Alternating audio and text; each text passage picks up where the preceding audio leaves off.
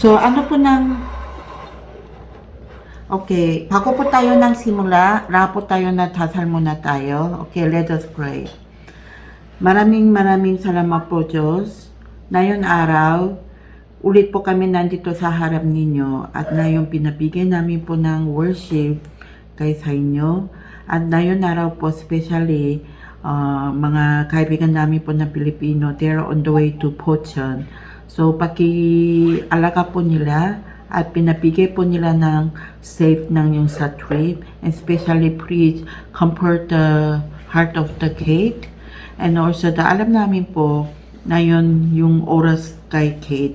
Kahit mahirapan, pero sana po malaman niya Diyos ay kasama sa kanya at wala po tayo na ibang comfort ng pwede na kumuha.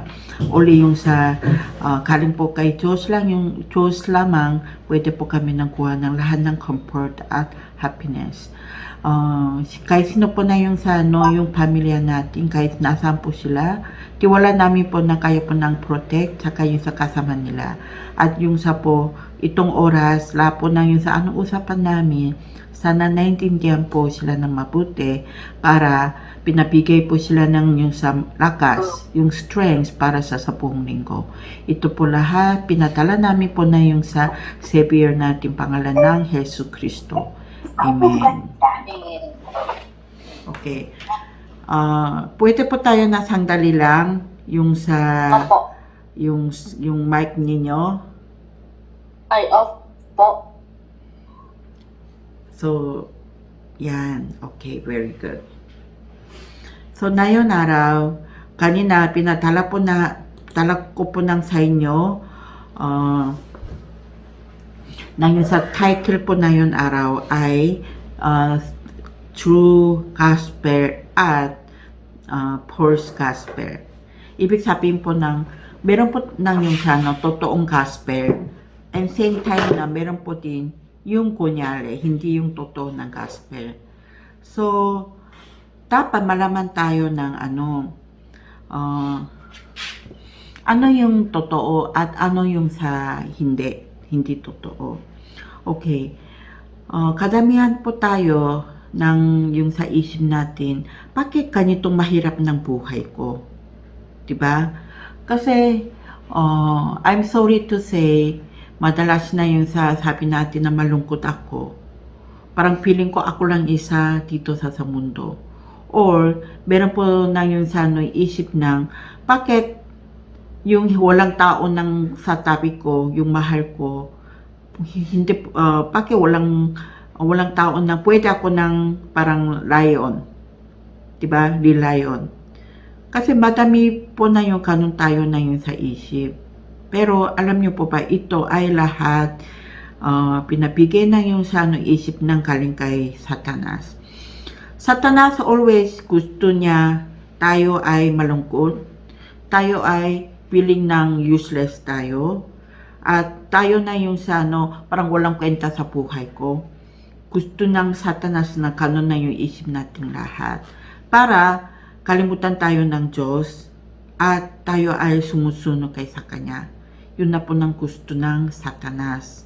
Okay? Di ba dati sabi ko sa inyo ng ano mangyari sa buhay ko, di ba? Malaki na kumikita ko. Pero, kahit minsan makano na gastos ko, feeling ko, walang kwenta ako. Parang malungkot ako. Yung hindi ako kasama ng mga pamilya ko. Kaya, ginagawa ko lagi ay umiinom. Diba dati, sabi ko sa inyo na dati, alcoholic ako. Kahit isang araw na wala ako ng alcohol, hindi ako tulog. Tapos lalo yung sa parang feel ko na yung sa malungkot. Kaya, kailangan ko na lagi ng umiinom. Araw-araw. Hindi yung sa isang bote lang. Madalas kung kay soju, mga 3-4 ng bote. Kung beer, siguro 10 hanggang 20. Araw-araw yun. Kasi yung feeling ko, habang gising ako, parang trabaho ako, negosyo ako. Malaki na kumikita ako. Pero the problem is, malungkot ako. Parang useless na yung buhay ko. Malaki na kumikita ko, pero hindi ko alam anong gagawin ko sa buhay. Yun ang problema. Kaya alam niyo po ba, parang lagi ako na kumagastos ng pera nang wala sa lugar. Tapos, yung mga tao ng tabi ko, kala ko sila pwede ako ng tiwala. Pero sa totoo lang, ang dami ting tao na ginagamit lang sila sa akin.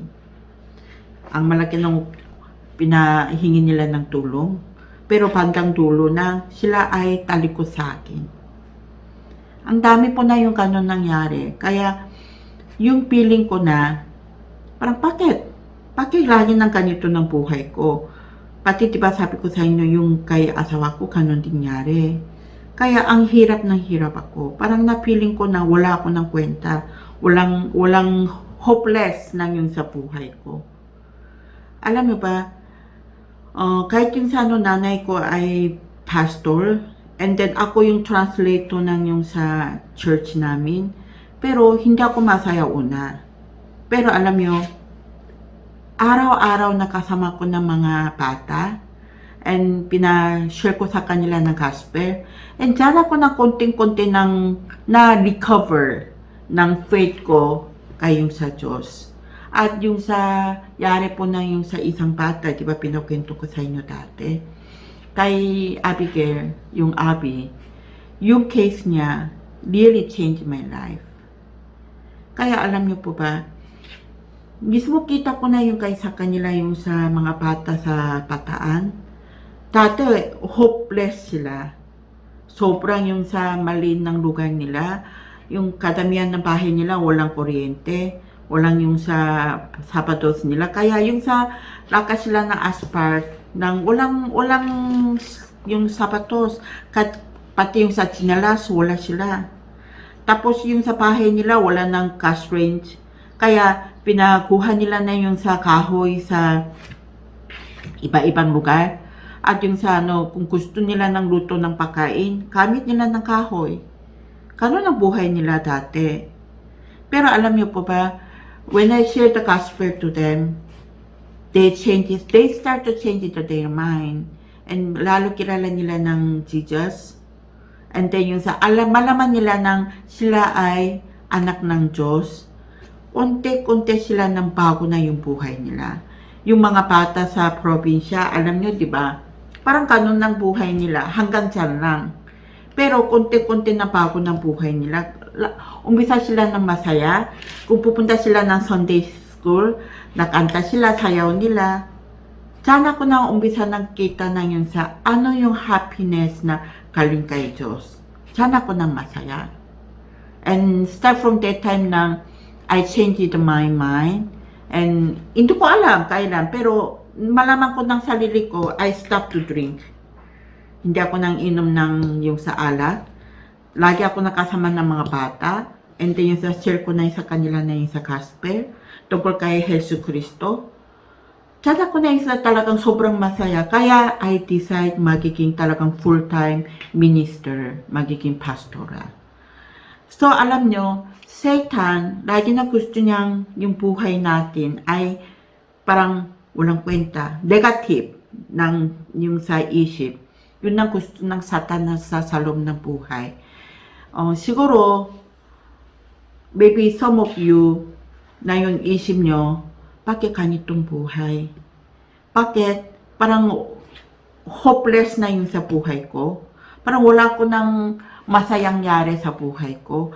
Kahit yung sa mga kaibigan ko, tabi ko, pero bakit ganito na malungkot ako? Maybe some of you think like that way. Pero alam niyo po ba, ito ay galing kay Satanas. Ito na ibig sabihin ng false gospel. Alam niyo, kung dati pa sabi ko sa inyo, ano po ng gospel? Kung tiwala tayo ng Jesus, magiging Kristo. Diba tatlong posisyon na yung sa Kristo, magiging totoong pare, totoong hari, at totoong propeta. So ito po ng ganon, yung sa wala po tayo ng ibang yung sa problema. Diba? Yung ito po ay 40 minutes lang na yun. So malapit nang tapos na yung ito. Anyway, I will upgrade ng soon ng itong yung sa ano natin, yung Zoom natin. So, alam nyo, pinaka-importante ay yung isip natin, ano po na yung totoo. So, alam nyo, isip natin, tayo ay anak ng Diyos. Tayo ay, kung kasama na yung Diyos sa buhay natin, walang problema. So, ngayon, anong true gospel? Diba, alam natin, true gospel is Jesus is the Christ. And when we accept the Jesus Christ in our heart, we will become children of God. And we are saved. And even when we died, we will go to heaven, not to hell. Ito po ng true gospel. So, dapat itong yung gospel, we also need to share to our children's, yung anak natin, anak natin. So, alam din nila how they can save. Diba po? So, yun na po na lagi ng isip tayo. Okay. Ngayon, how we can let them to always think about the gospel. First things, yung sa mga covenant natin, we need to imprint it to our head. Ibig sabihin na, tayo nang lagi natandaan tungkol sa gospel. Diba kanina sabi ko sa inyo, Jesus is the Christ. And when we accept the Jesus in our heart, we will be saved. And we will become the children of God. We need to imprint it, this one, to our heart. And after that, kung tapos na tayo na imprinted na ito, we will experience about the gospel. Okay, how we can experience? Whenever Satan attack us, we have a strength to fight against Satan. Okay, so we will have a strength to win over the Satan. When these things happen to us, we have a future to hold on. And this one will be our nature. Okay, so we can hold on to this gospel, and we can transfer this gospel to our children, our next generations. It's important for us, and it's the reason why we are existing. Kaya alam niyo po ba na yun araw, kanina sabi po ng Pastor Liu, we need to make the system for this. Like example, when we do this one, we need to make this system for our next generation. Ibig sabihin ng, this week, I met the one Cambodian, pangalan niya po ay Perun. And then she got married with a Korean, and she had two children, babae at lalaki. Okay? And she is one of the translator inside of the church, the hospital. But you know, she also have a problem with her children. Kasi ang hirap daw communicate kayong sa anak niya. Kaya alam niyo po ba, sabi ko kay sa kanya, okay, how we can solve this kind of the problem? We can make the system and let children to enter to this system. Like example, we have making the system after school. Ibig sabihin na tapos na sila ng aral, pwede sila na pupunta na yung sa simbahan, pwede sila nang nandyan sila, at yung sa aral sila ng sa loob ng simbahan. Diba? So, kung kanito na system, kaya natin ng gawa, pwede tayo ng tulong ng mga bata, pwede din tayo ng tulong ng mga nanays, diba? So, habang sila ng trabaho sa factory or company nila, alam nila na nasaan ng anak nila. So, we need to build up this kind of the system, especially para sa mga anak natin. Okay? So, mga kanitong sistema, hindi na tayo nang gawa. Diyos na mismo gawa. Okay. Sino bang manood na yun sa kahapon, yung Saturday, yung prayer meeting message? We will upload to our YouTube channel. Hopefully, you can watch that. Kasi ako yung sasalita na Korean and Pastor Samuel was a translate in English. Okay? And then I mentioned to there about the main figure for 237 nations. Alam niyo po ba, pwede kami ng tulong sa inyo. Kasi kayo, yung mga foreigners nandito sa Korea. Pero, anong yung talaga kailangan ninyo? Ano pa yung gusto nyo na yung kawan na yung sistema? Dapat, kayo po ay voice out. Para, pwede kami ng tulong sa inyo. Diba? Kung hindi kayo ng voice out, hindi kayo nang sabi sa amin na ano kailangan ninyo, paano kami na malaman? Tama po ba? Kaya, yung ganito ng system, we need to communicate. Alam niyo po ba yung usap ko na kay Perun? Kasi sabi niya sa akin, mga anak namin, kailangan nila din Korean, yung parang turo ng Koreans. Kasi yung sa eskwela nila, hindi din nila nang naintindihan ng mabuti. Problema sa loob na yung sa bahay nila, hindi sila nang usap, parents and children. Wala sila ng communication. Kaya lalabas, yung mga nanay, hindi nila nang naintindihan ng anong gusto ng bata. Kasi syempre yung nanay, yung taga Cambodia, kaya hindi siya marunong din yung sa Korean.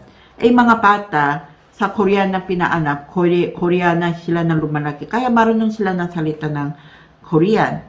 Kaya ayaw nila na usap kay nanay nila kasi hindi daw marunong ng nanay na yung sa salita ng Korean. So kung tumagal na, ano mangyari? Lalo malaki ng problema, di ba? Hindi sila nang usap, hindi sila communicate. Kaya alam nyo pa na yun, we are really pray for system, for especially mga those children, sino nang pinaanak dito sa Korea. Para tulong din kami ng mga nanays and tatays ng dito sa Korea na yun. Pero hindi nila nang communicate maayos na kayo sa mga bata. So alam nyo, tsaka yung sa purano din namin na yung sa Korean Language Institute para pwede kami ng tulong ng yung foreign mga women dito sila sa Korea para pwede sila nang improve ng Korean nila, saka pwede sila nang sama na yung sa yung kuha na yung sa Korean citizenship. So sana po lagi po kayo ng yung sa voice out and inform nyo sa amin na ano yung talaga kailangan nila. Sino yung tapi ng Kate? Si May? Hi, May. So, okay. So, importante, okay, our Lord is our shepherd and siya yung kahit sa atin. Kaya tayo lahat, lagi po tayo nang sumusunod. Tapos yung mga Koreans, we really willing to help you guys to build up the system for you guys. But important is kayo po mismo, I need to voice out. And kayo po ay main person, main figure para sa itong yung sa ministry. Okay? Kayo po ng main. Kami po ay supporter para sa inyo. Okay? So maraming salamat at yung sa ngayon araw na itong worship. Tapos yung sa sana po kayo po lahat make the yung sa good time and enjoy kayo lahat, and especially for the Kate, condolence for you. At yung sa sana alam mo nang yung sa Panginoon ay kasama sa'yo. Okay? So pray tayo lahat. Panginoon, maraming salamat po na kayo po ay yung sa bigay sa amin ng pinakamalaki ng blessing. Kasi po, you allow us to become the children of God. Yung lahat po na yung sa happiness dito sa mundo ay galing sa inyo. Kaya sana po, naintindihan po kami ng mabuti tungkol sa true gospel, and let us do not deceive by the false gospel. Lord, give us the strength to win over the Satan, and also let us to follower of you. So let us to become the evangelist to share this gospel to the other people, especially those Filipino dito sa Korea. Yung sa rest of the time, alam namin po na kayo po ay mapuri namin. At yung sa let all the Filipino nandun sa Pocheon, Let them to enjoy their time, especially for Kate. Everything we pray the name of our Lord Jesus Christ. Amen.